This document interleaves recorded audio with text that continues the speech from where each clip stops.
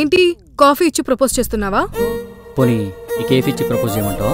నీకంత సీన్ లేదులే కానీ అయినా కేఫ్లో కాఫీలు అమ్ముకోకుండా ఈ కవితలన్నీ అవసరమా?